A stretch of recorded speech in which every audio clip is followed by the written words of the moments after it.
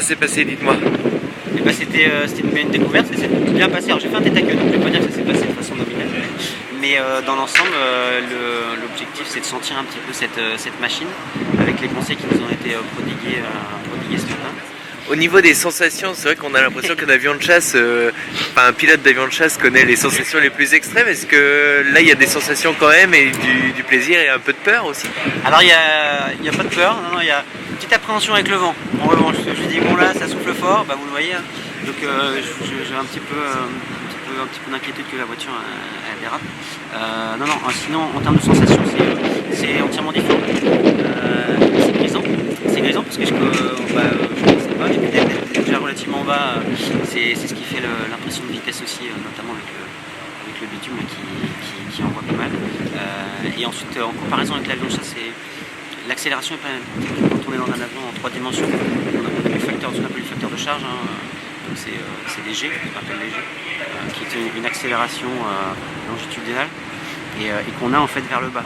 Alors que là en fait c'est tout ce qui est décélération et accélération qui sont dans l'axe, qu'on a un petit peu au décollage sur avion de chasse et qu'on n'a pas l'accoutumée et que je ressens aujourd'hui. Et donc c'est très intéressant, surtout les phases de freinage en fait. Il nous en avait parlé.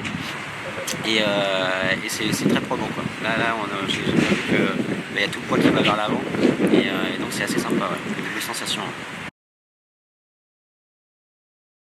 C'est le genre d'élève qui comprend vite parce que c'est tout bête, mais rien que les ceintures, c'est les mêmes que dans un avion de chasse. Quand on lui parle de regard, regarder loin devant soi, fatalement ils ont un peu l'habitude par rapport au décollage, par rapport à l'atterrissage.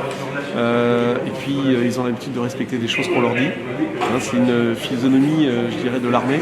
Et quand on lui dit il faut passer à l'extérieur, il passe à l'extérieur. Et ça, c'est vrai que c'est des gens qui sont très réceptifs.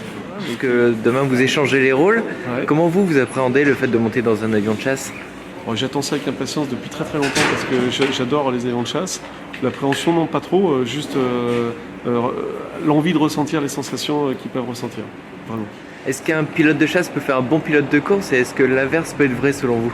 Je crois qu'il leur faut 8 ans ou 5 ans je crois minimum pour voler sur les avions de chasse.